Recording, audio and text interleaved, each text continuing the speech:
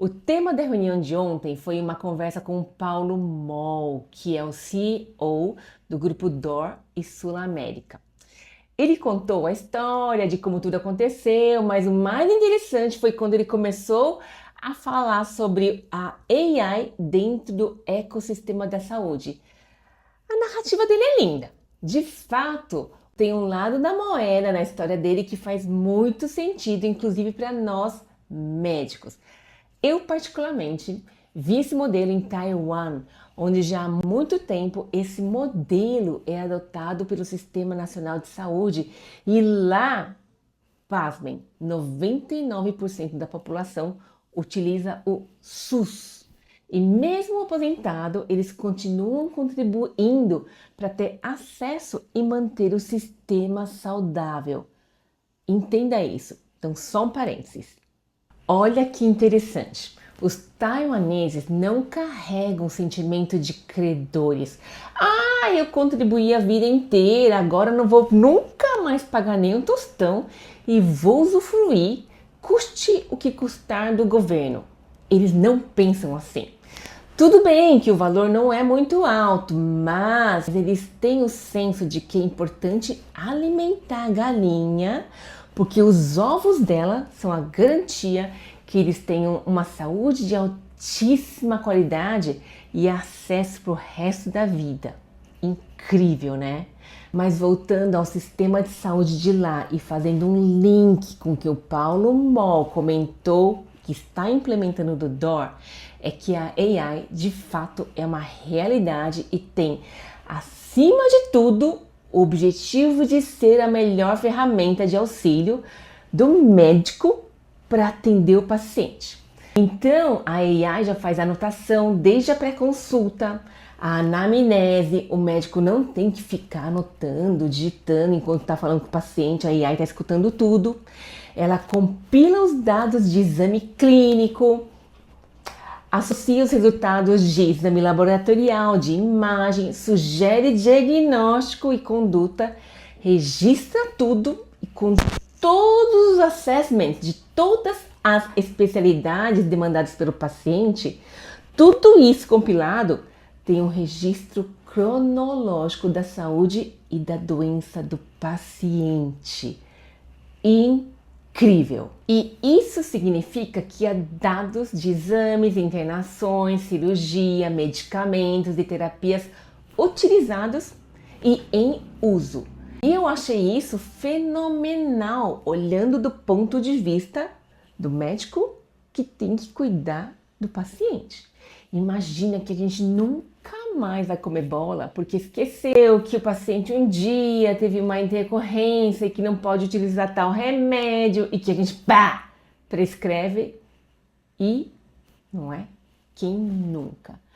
Ou, trazendo um pouquinho para a realidade da oftalmologia, perde o timing de indicação da cirurgia, porque não consegue só folheando lá o prontuário e vendo as anotações de Pio, por exemplo, que houve ao longo dos anos uma variação de Pio, mas que não extrapola os níveis aceitados de normalidade, mas que ultrapassou desvios padrão para os níveis daquele paciente. Ou seja, o paciente já está em potencial dano, mas a gente não consegue ter essa sensibilidade se não tiver uma análise que a AI pode nos fornecer e ergueria um red flag para nos ajudar. Então, na palestra do Paulo Moll, toda a narrativa sobre o grupo DOR ter implementado o uso da AI faz muito sentido. Eu também acho que a AI será em pouquíssimo tempo o melhor navegador para nós médicos sabermos como e às vezes até convocar o paciente para acompanhamento de doença, de tratamento. Imagina qual seria o impacto disso na prevenção da mortalidade e aumento da qualidade de saúde e de vida do paciente. Maravilhoso! Maravilhoso! E esse é o ecossistema de saúde em Taiwan e vi muita similaridade do que o DOR quer fazer. Bom, esse é o lado brilhoso da moeda. e que agora, traduzindo em negócios, vende para o público-alvo que é o cliente final da cadeia da saúde, paciente. Pensando como paciente, a gente não quereria ser cuidado dessa maneira? Putz, super, super. Na nossa idade, pensa aí. A gente já passou por vários médicos. O nosso dermato sabe o que a gineco passou pra gente, pra menopausa, sabendo ou não que o mastologista está de olho no nódulo que acompanha há 10 anos e que a gente está fazendo um screening aí reumatológico porque começaram a aparecer aí umas dores articulares e a bateria. Eu fiz essa bateria. E os resultados são inespecíficos, mas a gente pode ter aí uma artrite reumatoide. Olha como o cuidado da nossa própria saúde é segmentado e a AI ia ajudar muito a linkar todos esses pontos soltos. Agora vem o downside, o lado negro aí dessa moeda. Dados. Conversando com a Adriana Garibe, que é advogada e diretora da Confra Mulheres, ela ficou de cabelo em pé, porque a especialidade jurídica dela é justamente LGPD e direito na violação de dados cibernéticos. Ela não consegue simplesmente imaginar até onde vão as implicações legais de tudo isso. Se ela não consegue, imagina nós. Bom, 2. O que isso já no curto e médio prazo vai implicar em nós médicos como promotores da saúde? O Paulo Moll diz que o Paulo Hoff, sabe quem é, né? Aquele oncologista famoso, assim como outros grandes nomes já foram incorporados pelo grupo. O acordo que foi feito com eles é basicamente um salário fixo, que eu acredito que no caso do Paulo Hoff foi bem alto, mas que o Hoff deveria atender sem distinção, do paciente mais high-end até o paciente do plano básico de entrada, como eu disse, sem distinção.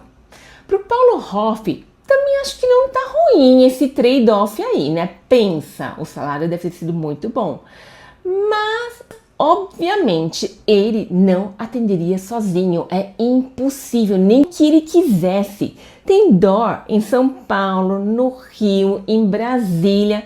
Então imagino que deve haver aí uma pirâmide de médicos, olha a verticalização, da oncologia e das outras especialidades, todos contratados pelo DOR, e que o salário deve ser estratificado conforme a patente do médico.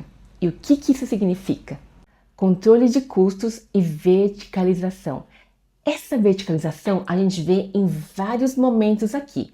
Primeiro, fazer com que o paciente fique circulando no próprio ecossistema do grupo. Então, o paciente da cardio passa na dermato, que passa no oftalmo, tudo dentro da estrutura do grupo DOR, pelos médicos do grupo DOR, pelos exames oferecidos pelo grupo DOR, com um controle rígido aí de monitoramento para mensurar, inclusive, o paciente, se ele é um paciente custoso ou não para o sistema.